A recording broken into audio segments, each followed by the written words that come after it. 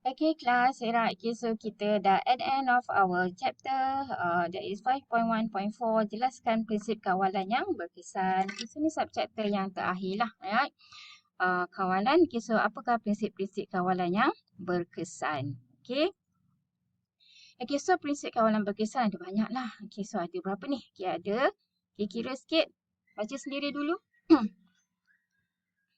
Okay, so ada 8 kan. Okey. Okey, yang mana apa maksud prinsip kawalan berkesan ni? Okey, so prinsip kawalan berkesan ni erti kata lain apa ceritanya lah. Okey, apa tajuk ni? Okey, tajuk ni adalah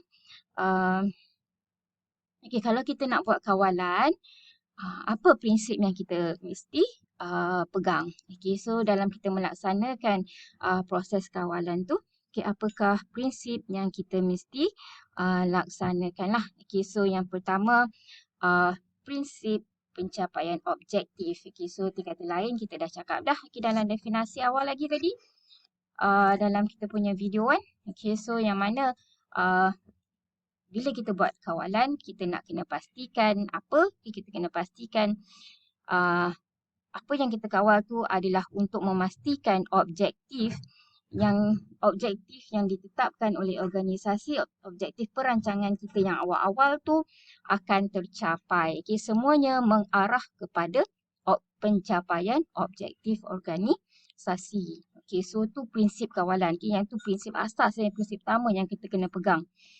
Okay, so kawalan mesti berpegang kepada pencapaian objektif. Okey, dan keduanya berkaitan lah kan, objektif dengan perancangan ya. Ni dah topik akhir dah ni. Okay, so dah kena fasih sangat lah. Okay, yang mana okay, so apa yang kita laksanakan dalam kawalan tu mesti menggambarkan apa yang kita rancang awal-awal. Okay, so kalau tak ada flow, tak ada kaitan kita buat dekat POLC yang terakhir ni, POLC 4 ni, tak link dengan, tak berpaut dengan P tadi. Okay, kontrol kita tak berpaut dengan planning kita. Itu gagal lah kan. Okay, ke mana ya kan? Ke laut kan. Okay, so tu contohlah. Okay.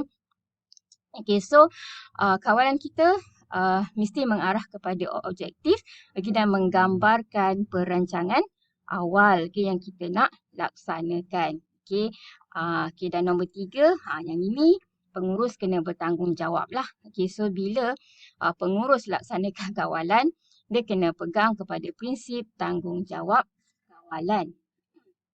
Yang mana prinsip tanggungjawab kawalan ni bermaksud okay, dengar bahasa Inggeris ya. Okay, primary responsibility rests with the manager charged with the execution of particular plan. Apa ke maknanya tu? Okay. Okay, so itu maksudnya, okay, you sebagai pengurus, okay, so you dah buat POLC, okay, remember, you dah buat planning, organizing, leading, okay, so kawalan tu juga adalah tanggungjawab pengurus tersebut. Okay, so itu maksudnya. Okay lah, okay, so pelaksanaan kawalan tu berpegang kepada prinsip tanggungjawab kawalan tu juga kepada pengurus. Kata lain, you buat kawalan tu bukanlah you nak cari salah orang kan. You kena ingat, okay, you juga bertanggungjawab terhadap kawalan ataupun pelaksanaan tugas-tugas tu. Ingat siapa yang memimpin, yang pegang tangan pekerja. Okay, bukan ke you kan. Okay, bukan ke pengurus. Okay, so tu prinsip tanggungjawab kawalan. Okay. Okay, so next. Prinsip kecekapan kawalan. Kan? Awak pengurus sibuk mantau orang kan. Okay, cakap tak cakap, capai tak capai kan. Kan? Okay, so kawalan tu juga perlu dilaksanakan dengan okay, so kata lain, kalau kita mencari punca tadi ataupun kita memikirkan punca dan penyelesaian tu, pastikan tak ada pembaziran lah. Okay, jangan salah jugalah dalam kita melaksanakan pembetulan ataupun mengenali punca. Okay, so tu maksudnya kawalan juga perlu cekap. Okay. Okay, dengan itu sometimes especially like tugas-tugas baru kan, kerja-kerja yang barulah kita dilaksanakan. Mungkin like ada produk baru. So mungkin ada banyak lah kesilapan yang berlaku. Maka kita kena cari, kita kena buat priority lah. So kat mana yang kita kena baiki dulu dan sebagainya lah. Kawalan point critical. So maksudnya kita kenal pasti point critical. Bukan yang tak penting, yang kurang. Kalau ikut priority tu yang bawah-bawah tu tak perlu dibaki, kena juga kan. Tapi kita kena fokus sikit kepada point critical. Semua pun kena baki kalau nak bagus, semua pun kena baki. Tapi of course lah ya, ada yang perlu diutamakan, ada yang kurang keutamaannya. Ataupun mungkin dengan pelaksanaan yang lebih utama tu akan selesai masalah yang kecil-kecil di bawahnya. Okay. And then yang keberapa dah ni? Cuba kira sikit. Yang keenam. Yang keenam adalah prinsip kawalan individu.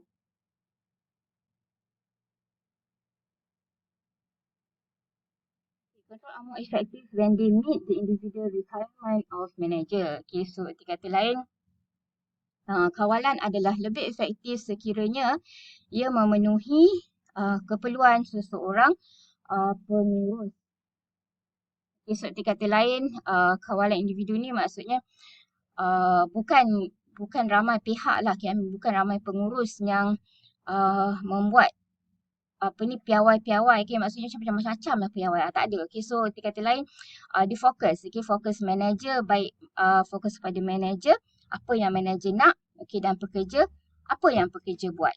So dia kena ada link dekat situ, dia kena berkaitan antara apa yang dikehendaki pekerja, apa yang dikehendaki pengurus dan apa yang dikehendaki pekerja. So seterusnya adalah prinsip semakan.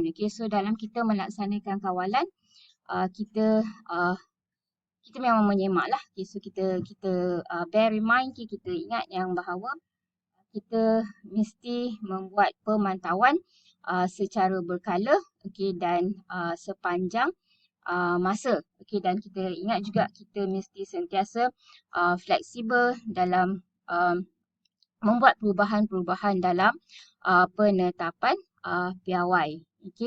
Dan seterusnya adalah prinsip tindakan. So jangan semak aja, jangan duk pantau aja, cari salah orang aja kan. Tak naklah sampai tengah-tengah ni je kan. So kita kena ambil langkah-langkah tindakan. So that's it untuk chapter 5, dan juga P3 103. Apa namanya, dah habis semester pun tak ingat nama. Prinsip pengurusan.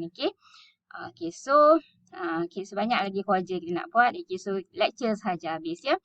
PB kita belum settle lagi. Alright, so tu prinsip kawalan berkesan. So review apa yang kita belajar dalam kawalan. Seperti biasa, we start off dengan definisi kawalan. Lepas tu kepentingan kawalan. So ni tersenaraikan lah. Saya tak nak ulang lah ya. Ada video kan. So you boleh tengok ulang. Jangan tak tengok dek. Lepas tu proses kawalan ada 4.